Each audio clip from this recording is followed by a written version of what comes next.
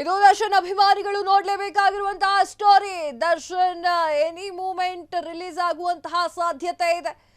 Devil ರಿಲೀಸ್ಗೂ ಮುನ್ನ release ಆದ್ರೂ ಕೂಡ ಅಚ್ಚರಿ ಏನಿಲ್ಲ.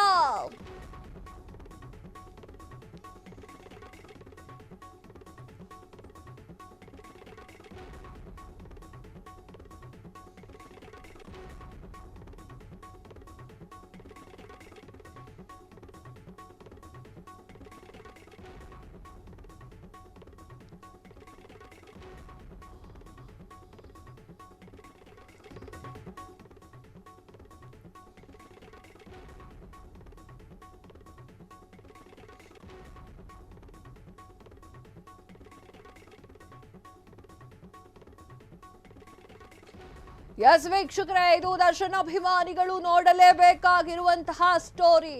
ದರ್ಶನ್ ಎನಿ ಮೂಮೆಂಟ್ ರಿಲೀಸ್ ಆಗುವಂತಹ ಸಾಧ್ಯತೆ. ಡೆವಿಲ್ ಸಿನಿಮಾಗೂ ಮುನ್ನ ಅಂದ್ರೆ ಡೆವಿಲ್ ಸಿನಿಮಾ ರಿಲೀಸ್ಗೂ ಮುನ್ನ ರಿಲೀಸ್ ಆದ್ರೂ ಕೂಡ ಅದೇನು ಅಚ್ಚರಿ ಏನಲ್ಲ ಬಿಡಿ. ಖ್ಯಾತ ವಕೀಲರ ಜೊತೆಗೆ ಡಿಸ್ಕಸ್ ಮಾಡ್ತಾ ಇರುವಂತಹ ವಿಜಯಲಕ್ಷ್ಮಿ, ಆ ವಕೀಲರೇ ದರ್ಶನ್ ಜಾಮೀನು ಕುರಿತು ಕೋರ್ಟ್ನಲ್ಲಿ ವಾದ ಮಾಡಲಿದ್ದಾರೆ.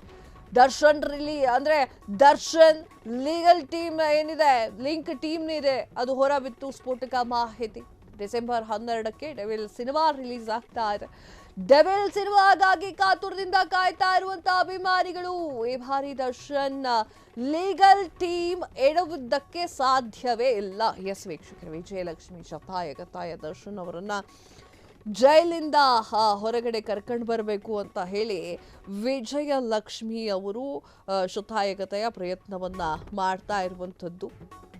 ಅವರು ಲೀಗಲ್ ಟೀಮ್ ಜೊತೆಗೆ ಮಾತನಾಡ್ತಾ ಇದ್ದಾರೆ. ಅಂತಂದರೆ ದರ್ಶನ್ ಅವರನ್ನು ಹೊರಗಡೆ ಕರ್ಕೊಂಡು ಬರಬೇಕು ಅನ್ನುವಂತಹ ನಿಟ್ಟಿನಲ್ಲಿ ಲೀಗಲ್ ಲಾಯರ್, ಫೇಮಸ್ ಲಾಯರ್ ಜೊತೆಗೆ ಮಾತುಕತೆಯನ್ನು ಮಾಡ್ತಾ ಇರುವಂಥದ್ದು.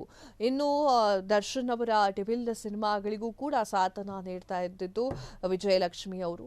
ಡೆವಿಲ್ ರಿಲೀಸ್ಗೂ ಮುನ್ನ ಮೋಸ್ಟ್ಲಿ ದರ್ಶನ್ ಅವರು ರಿಲೀಸ್ ಆದರೆ ಅದು ತಪ್ಪಾಗಲ್ಲ ಅಂತ ಅನ್ಸುತ್ತೆ. ಯಾಕಂತಂದರೆ ಖ್ಯಾತ ವಕೀಲರ ಜೊತೆಗೆ ಲೀಗಲ್ ಟೀಮ್ನ ಜೊತೆಗೆ ವಿಜಯಲಕ್ಷ್ಮಿ ಆಗು ಹೋಗುಗಳ ವಿಚಾರಗಳನ್ನ ಹಾಗೂ ಅಲ್ಲಿ ಆ ಒಂದು ಸಂದರ್ಭದಲ್ಲಿ ನಡೆದಿರುವಂತಹ ವಿಚಾರಗಳನ್ನ ಡಿಸ್ಕಸ್ ಮಾಡ್ತಾ ಇರುವಂಥದ್ದು.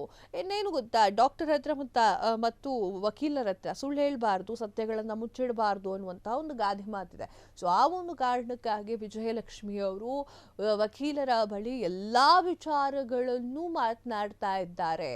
ದರ್ಶನ್ ಅವರನ್ನ ಹೊರಗೆ ಕರ್ಕ ಬರಬೇಕು ಅಂತ ಹೇಳಿ ಅದು ಯಾವ್ದಾವುದೋ ದೇವಸ್ಥಾನಕ್ಕೆ ಕೂಡ ಹೋಗಿ ಬರ್ತಾ ಇದ್ದಾರೆ. ಅದು ಯಾವುದೋ ಕೋಲ್ಕತ್ತಾದಲ್ಲಿರುವಂಥದ್ದು ಕಾಳಿಯೋ ಯಾವುದೋ ಒಂದು ದೇವಸ್ಥಾನ, ನಂಗೆ ಸರಿಯಾಗಿ ನೆನಪಿಲ್ಲ. ಆ ದೇವಸ್ಥಾನಗಳಿಗೆಲ್ಲ ಹೋಗಿ ಪೂಜೆಯನ್ನು ಸಲ್ಲಿಕೆ ಮಾಡ್ತಾ ಇದ್ದಂತಹ ವಿಜಯಲಕ್ಷ್ಮಿ ಅವರು ಈಗ ದರ್ಶನ್ ಅವರ ಲೀಗಲ್ ಟೀಮ್ ಜೊತೆಗೂ ಕೂಡ ಡಿಸ್ಕಸ್ ಮಾಡ್ತಾ ಇದ್ದಾರೆ. ಖ್ಯಾತ ವಕೀಲರ ಜೊತೆಗೆ ವಿಜಯಲಕ್ಷ್ಮಿ ಅವರು ವಿಚಾರಗಳನ್ನು ತಿಳಿಸುವಲ್ಲಿ ಬ್ಯುಸಿಯಾಗಿದ್ದಾರೆ. ದರ್ಶನ್ ಅವರ ಸಿನಿಮಾ ಡೆವಿಲ್ ಇದು 12ನೇ ತಾರೀಕು ಡಿಸೆಂಬರ್ ಈ ಒಂದು ದಿನದಂದು ಬಿಡುಗಡೆ ಆಗ್ತಾ ಇರುವಂಥದ್ದು. ಬಹುದೊಡ್ಡ ನಿರೀಕ್ಷೆ ಕೂಡ ಇದೆ ಡೆವಿಲ್ ಸಿನಿಮಾಗೆ. ಯಾಕಂತಂದ್ರೆ ಈ ಹಿಂದೆಯೂ ಕೂಡ ಸಾರಥಿ ಸಿನಿಮಾದ ವೇಳೆಯಲ್ಲಿ ಹೆಂಡತಿಗೆ ಹೊಡೆದಿದ್ದಾರೆ ಅನ್ನುವಂತಹ ಒಂದು ಕಾರಣಕ್ಕಾಗಿ ದರ್ಶನ್ ಅವರನ್ನ ಜೈಲಿಗೆ ಹಾಕಲಾಗಿತ್ತು. ಆಗ ಸಾರಥಿಯನ್ನ ಬಿಟ್ಟುಕೊಡದಂತಹ ಅಭಿಮಾನಿಗಳು ಸಾರಥಿಯನ್ನ ಬ್ಲಾಕ್ ಬಾಸ್ಟರ್ ಹಿಟ್ ಮಾಡ್ತಾರೆ. ಈಗಲೂ ಕೂಡ ಅದೇ ಮತ್ತೆ ಮರುಕಳಿಸುವಂತಹ ಸಾಧ್ಯತೆ ಇದೆ ಅಂತ ಹೇಳಲಾಗ್ತಾ ಇದೆ. ಇನ್ನು ಡಿಸೆಂಬರ್ನಲ್ಲಿ ರಿಲೀಸ್ ಆಗಿದ್ದಂತಹ ಕಾಟೇರ ಸಿನಿಮಾವು ಕೂಡ 200 ಕೋಟಿಗಿಂತ ಅಧಿಕ ಹಣವನ್ನ ಗಳಿಕೆ ಮಾಡುವಲ್ಲಿ ಯಶಸ್ವಿಯಾಗಿತ್ತು. ಇನ್ನು ದರ್ಶನ್ನ ಅಭಿಮಾನಿಗಳು ಯಾವುದೇ ಕಾರಣಕ್ಕೂ ಕೂಡ ದರ್ಶನ್ನ ಸಿನಿಮಾ ಕೆಟ್ಟದಾಗಿರ್ಲಿ ಒಳ್ಳೇದಾಗಿರ್ಲಿ ಬಿಟ್ಟುಕೊಡುವಂತಹ ಚಾನ್ಸೇ ಇಲ್ಲ ಅಂತ ಹೇಳಿ ಪಂಚೆ ಕಟ್ಟಿ ನಿಂತ್ಕೊಂಡಿರೋ ತರ ಕಾಣಿಸ್ತಾ ಇದೆ.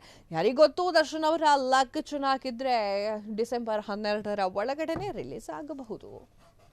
ಕ್ಷಣ ಕ್ಷಣದ ಸುದ್ದಿಗಳಿಗಾಗಿ ಫ್ರೀಡಂ ಟಿವಿ ಸಬ್ಸ್ಕ್ರೈಬ್ ಮಾಡಿ, ಲೈಕ್ ಮಾಡಿ ಹಾಗೂ ಫಾಲೋ ಮಾಡಿ. ಹೊಸ ಸುದ್ದಿಗಳ ನೋಟಿಫಿಕೇಶನ್ಗಾಗಿ ಬೆಲ್ ಐಕಾನ್ ಮೇಲೆ ಕ್ಲಿಕ್ ಮಾಡಿ.